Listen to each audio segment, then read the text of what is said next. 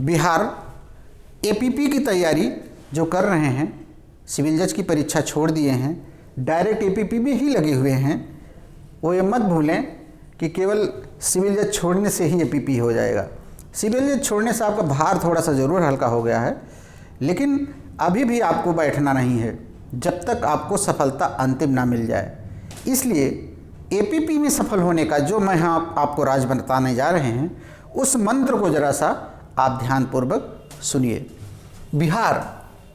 Bihar APP PT परीक्षा और plus main परीक्षा, दोनों परीक्षाएं आपको, इसकी पीटी और इसकी मेंस, दोनों परीक्षाएं एक साथ लेकर के आपको चलना पड़ेगा, क्योंकि ये परीक्षा बहुत नज़दीक हो जाएगी, जल्दी होगी। तो बिहार एपीपी में पीटी प्लस मेन परीक्षा 2020 सफल होने का हम मंत्र आपको देने जा रहे हैं। आप ध्यान से सुनिए। बिहार एपीपी में जो पीटी एग्ज़ाम है वो आपका बहुत चुनौतीपूर्ण एग्ज़ाम है। इस चुनौतीपूर्ण एग्ज़ाम होने का रीज़न क्या है? चूँकि इसमें Indian penal code, criminal procedure और प्लस एविडेंस प्लस कॉन्स्टिट्यूशन है। तो आप जानते हैं इन विषयों को थोड़ा आसानी से पकड़ लोग बना लेते हैं, क्वेश्चन पकड़ में आते हैं, तो इसकी मेरिट आपकी काफ़ी हाई जाएगी। इस बात को भूल जाइएगा कि वैकेंसी ज़्यादा है तो हमारा हो जाएगा। आपकी वैकेंसी अगर ज़्यादा है तो उसमें तमाम रिजर्व है, तमाम गैर रिजर्व है, आप किस कुर्सी पे कहाँ बैठ रहे हैं वो देख लीजिएगा। तो पीटी के एग्ज़ाम को आप चुनौतीपूर्ण समझते हुए थोड़ा सा ध्यान देना पड़ेगा।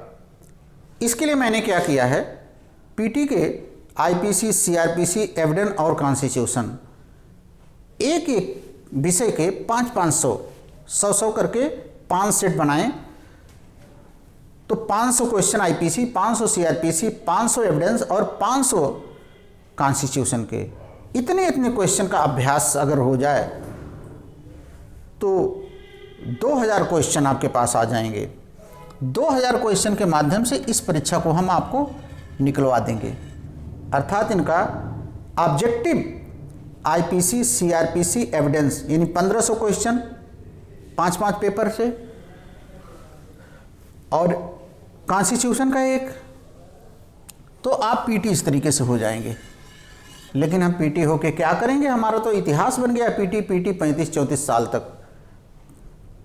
तो पीटी होने से काम नहीं बनेगा, हमें मेंस में काम करना पड़ेगा पीटी की परीक्षा के साथ ही साथ। अगर हम पीटी पे 4 घंटा काम कर रहे हैं तो मेन पे हम कम से कम 3 घंटा काम करें। तो पीटी हमारा होने के लिए हम आपको तरीका बताते हैं। जब भी आप बेयर एक्ट पढ़िए तो उस बेयर एक्ट में जहां जहां पर कामा आ जाता है वहां पर थोड़ा सा अपने को ब्रेक कर लीजिएगा और हर कामा के बाद फिर आगे बढ़िएगा, तो आपको पीटी वहीं से निकलना शुरू हो जाएंगे। तो पीटी किसी प्रश्न में कैसे बनते हैं, अगर आप नहीं आ पा रहे हैं संस्थान में, डीएस जुडिशियल एकेडमी संस्थान नहीं पढ़ने आ पा रहे हैं, तो देखिए, जब कोई बेयर एक्ट का कोई सेक्शन आप पढ़ते हैं तो उस सेक्शन में सेक्शन प्लस किंतु, परंतु, लेकिन, सिवाय, प्रोवाइजो, किंतु, परंतु, लेकिन, सिवाय, प्रोवाइजो, ये सारे के सारे प्री एग्जाम में आते हैं। तो जैसे सेक्शन आपने पढ़ा, सेक्शन के बाद वहीं किंतु लिखा रहेगा, परंतु लिखा रहेगा, proviso. After you read the section just you come proviso, but, exception, etcetera, ये सारे प्री बन जाते हैं, टर्निंग पॉइंट होते हैं। इसीलिए प्री के एग्जाम पर यहीं से क्वेश्चन ये उठा लेते हैं। सपोज दैट आईपीसी ले लेते हैं कि प्रकोपन का फ़ायदा मिलेगा, मगर किसे नहीं मिलेगा प्रकोपन का फ़ायदा? किस व्यक्ति के विरुद्ध नहीं मिलेगा? जो प्राइवेट प्रतिरक्षा का अधिकार प्रयोग कर रहा है उसका प्रकोपन का फ़ायदा नहीं मिलेगा। तो ये प्रकोपन का फ़ायदा प्राइवेट प्रतिरक्षा वाले के विरुद्ध आपको नहीं मिलेगा, यही आपका पीटी बन जाएगा जा करके। तो पीटी पास करने का तरीका, सबसे पहले बेयर एक्ट पढ़ना सीखिए। बेयर एक्ट पढ़ना केवल सुनना मत सीखिए, पढ़ना भी सीखिए। बेयर एक्ट पढ़ने का तरीका है, सेक्शन के जितने भी कामा लगे हों हर कामा पे आपको स्टॉप लेना है। पहला, सेक्शन के साथ दिए हुए परंतु पर पीटी बनते हैं, किंतु पर पीटी बनते हैं, परंतु पर पीटी बनते हैं, प्रोवाइजो पर बनते हैं, एक्सेप्शन पर बनते हैं, केस लॉ पे बनते हैं। और केस लॉ में आप समस्या आती है, नए केस लॉ कौन है। अगर आपके पास नहीं कोई साधन है तो फिर इस नंबर पर आप हमारे पास कॉल करिए, हम आपको व्हाट्सएप नंबर दीजिए, तुरंत केस हम आपको बिल्कुल निःशुल्क भेज देंगे कि कौन सी केस हैं जो परीक्षाओं में आती हैं। वो सब कलेक्शन हम लोगों का प्रैक्टिस करने की वजह से हाई कोर्ट इन नंबरों पे हम आपको केस निःशुल्क बिल्कुल सप्लाई कर देंगे। केस लॉ तो सेक्शन, किंतु, परंतु, लेकिन, सिवाय प्लस नई नई केसेस, इतने मिल करके आपको पीटी पास करा देंगे। सेक्शन, मुझे पता है कि सेक्शन में आपको दिक्कत आएगी, आप सेक्शन इस पे कॉल करिए, हम आपको केस तुरंत उपलब्ध करा देंगे। आप कॉल किए नहीं, इधर केस आपके घर पे पहुंच जाएगी आपके मोबाइल पे। ये तो हमारा पीटी का हो गया। अब पीटी के साथ जो जीके लगा हुआ है, जीके पर भी आपको ध्यान देना पड़ेगा, क्योंकि बिना जीके के सिलेक्शन नहीं हो पाएगा।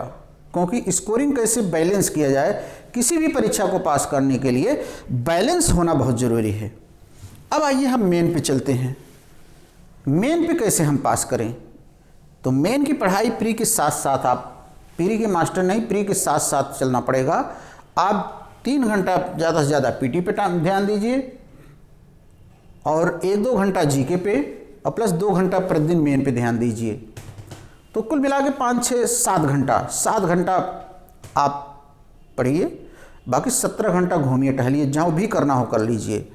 आइए मेंस पास करने का तरीका हम आपको बताते हैं। मेंस परीक्षा पास करने का तरीका के पहले मेन फेल होने का तरीका पर हम आपको चर्चा करते हैं। मेन फेल होने का तरीका यह है कि हम प्री पास होने का इंतज़ार करते हैं।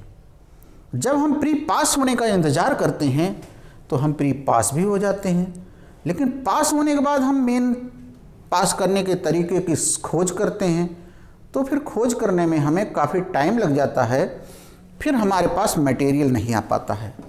तो बेटर है, आप जानते हैं कि अगर किसी भी ओलंपिक को, किसी विश्व कप को जीतना है तो सालों पहले अभ्यास करना पड़ता है। तो मुख्य परीक्षा के लिए अगर आप बिहार से खाली हो गए हों तो अभ्यास करना शुरू कर दीजिए। कम से कम 1 हफ्ते में 5 क्वेश्चन लिखने का अभ्यास आप शुरू करिए, 2 हफ्ते में 5 क्वेश्चन लिखने का अभ्यास शुरू करिए। और इस मेन परीक्षा को तभी आप पास कर सकते हैं जब आपका लिखने का एक अच्छा अभ्यास हो। अब आप कहेंगे अभ्यास बिना भी लोग पास हो जाते हैं, पास तो हो जाते हैं, लेकिन अंतिम चयन के पहले उनको कहीं न कहीं दिक्कत नंबरों में आ जाती है। तो मुख्य परीक्षा पास करने के लिए आईपीसी में 7 पेपर मैंने सेट किए हैं, सीआरपीसी में 7 पेपर सेट किए हैं, एविडेंस में मैंने 6 पेपर सेट किए हैं और कॉन्स्टिट्यूशन में मैंने 6 पेपर सेट किए हैं। तो 7 दूनी 14, 6 20, 26 पेपर आपके पास आ गए हैं। इन 26 पेपर को हम हल कर लें, साथ ही साथ arms act, corruption act, dowry prohibition act, SC/ST act, यानी अन्य लॉ जो हैं, माइनर लॉ जो हैं, माइनर लॉ पे हमने 6 सेट बनाए हैं, 6 सेट। तो 26 और 6 32 सेट हैं कुल। इन 32 सेट पर अगर आप अपने खुली आंखों से पूरा जमकर अभ्यास कर लें और सारे क्वेश्चन अगर लिख ले जाइए, एक बार केवल लिख ले जाइए, तो हम इस बात की गारंटी देते हैं कि बिहार कमीशन आपकी कॉपी को कूड़े में नहीं फेंकेगा और वह कॉपी ढूंढ ढूंढ करके पढ़ेगा कि ये लड़का APO बनने लायक है। साथ ही साथ यह भी ध्यान देना है कि इन प्रश्नों को लिखने के लिए आपके पास एक नोट्स होना चाहिए। अगर इसमें आपके पास नोट्स उपलब्ध नहीं हैं तो बाकी पे तो मैं करा दूंगा, लेकिन जो माइनर एक्ट हैं, अगर आपके पास समय हो तो 1 महीना हमें दे दीजिए, क्योंकि माइनर एक्ट्स का आप नोट्स भी नहीं समझ पाएंगे। माइनर एक्ट पर हम 11 दिसंबर से लेकर के 11 जनवरी के बीच एक महीने में सारे माइनर एक्ट पर हम एक क्लास चला रहे हैं, जिसका शुल्क भी बहुत नॉमिनल है। एक महीने का क्लास आप समझ लीजिए 100 से 150 रुपये पर डे का, ज़्यादा से ज़्यादा 3500 रुपये आपको टोटल 1 डाउन जमा करना पड़ेगा। एक विशेष छूट है, माइनर एक्ट की फ़ीस तो 5000 है, लेकिन जो ये बैच हमारा 11 तारीख से शुरू होगा इसकी फ़ीस 3500 रुपये है मात्र, और 3500 1 डाउन एक ही बार में जमा करना पड़ेगा।